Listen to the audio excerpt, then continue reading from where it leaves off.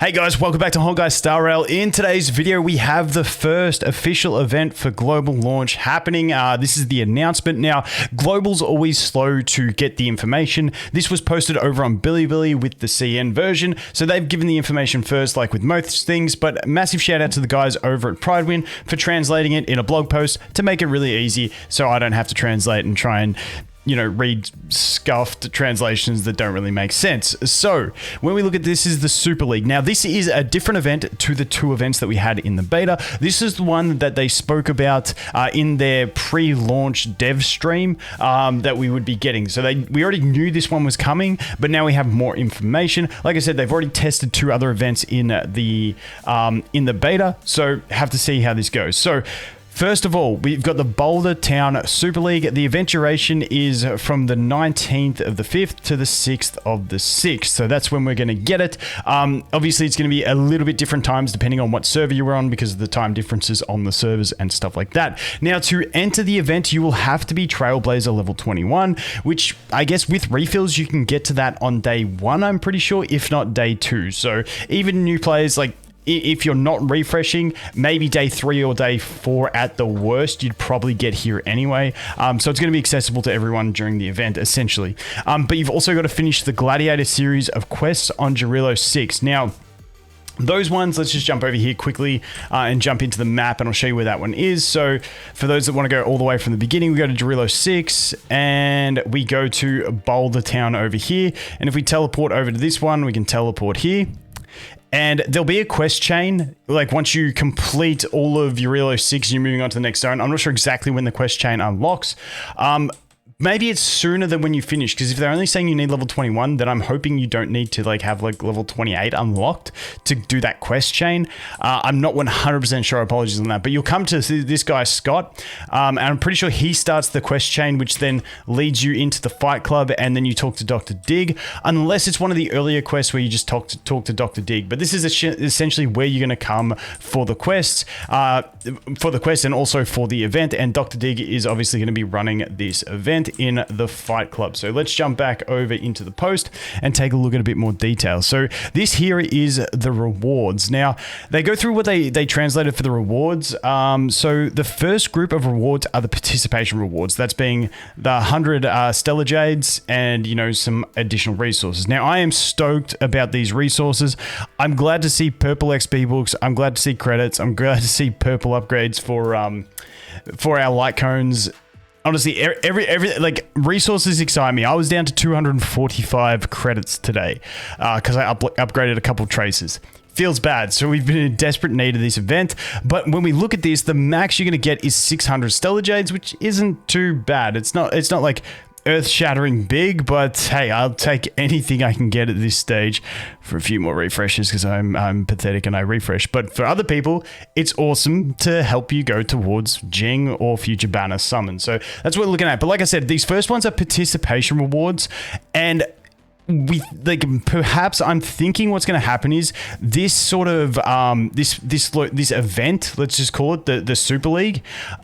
I'm assuming it's going to stay in the game, and anyone who unlocks this will then be able to do it. Now, this is not confirmed. This is just the assumption we're going off, that it may be like a permanent feature, and whenever you unlock it, you get this. But during the event period, you can also get these rewards here, and I'm assuming it's going to be one of those ones that possibly becomes a recurring event every who knows how often, where, like I said, these are permanent one-time event rewards, or one-time feature rewards, and then these are the event rewards that happens when they run it as an event. The first group of rewards are participation rewards, while the second group shows the limited rewards that will only be available during the event period. This means that there's a high chance the event will be still available once it's over. So essentially, possibly. We'll have to wait and see exactly how it works, but essentially during the event, everyone should be able to get the 600. Now, I believe these event rewards, it does depend on how well you're doing it. Hopefully, it's going to be easy enough that everyone can get all the rewards based on the one event that we had, which had some sort of stuff that you had to do, it was pretty easy to do that in the beta. So I'm hoping they make that so that everyone gets those rewards essentially. Now, how to participate in the event, I went through that earlier. You just go to you can do it through the events menu. If we go back to the game here and we go to where the events menu is, that'll be in here. And the events menu, it'll just be one of these menus down here, and you can just teleport straight to it from there. Otherwise, I showed you where on the map it was going to be. So that's how we're going to get involved in the event. Let's keep going down, how the event works. So this is going to be all the different divisions that we're going to work through. And like I said, I think this is where you get those base rewards. And this is what I would assume would stay permanently, which is these, because as you can see, we're like the 20. Let's actually zoom in a bit here.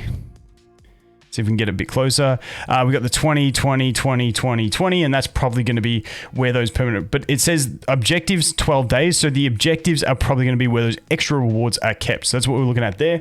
I should have had this zoomed in from the start. It looks a lot cleaner.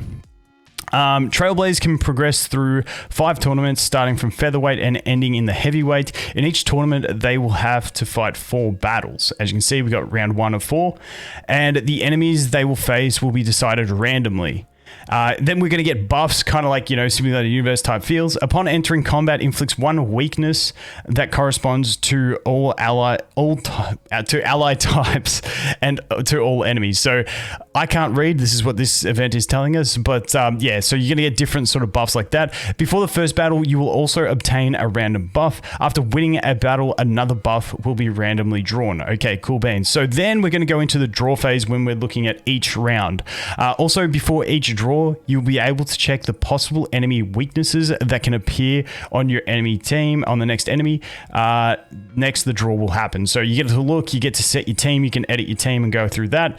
And then you can also check all the buffs that you've so far got. So that's pretty basic there. Just try and match some of the weaknesses and you should be pretty good.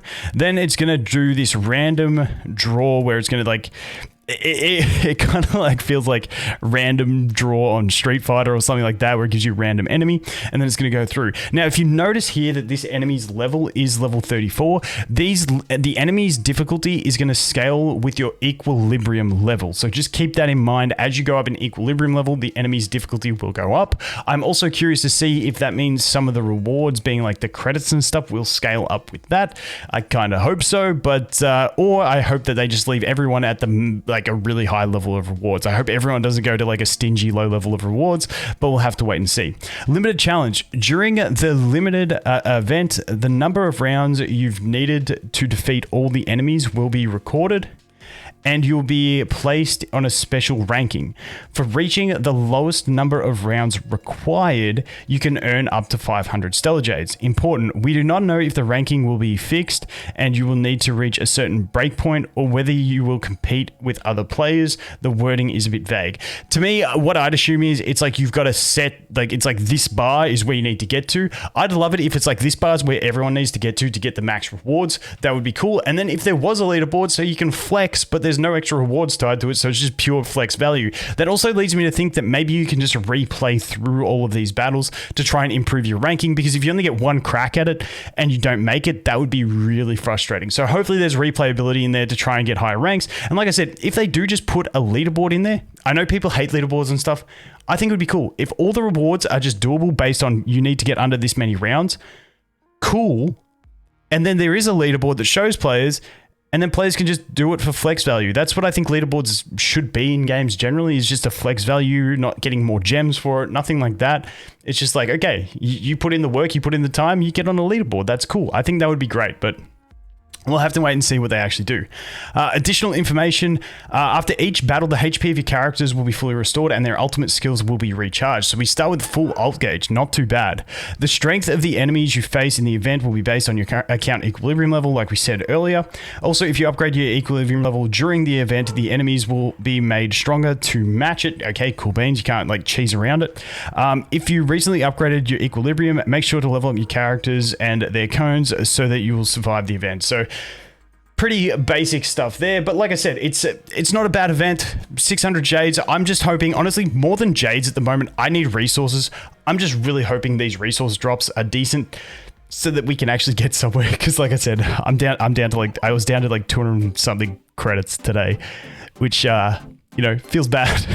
But anyway, guys, that is going to be it for this one. Thanks for watching. Hope you have an awesome day, and I look forward to seeing you in the next one. Cheers.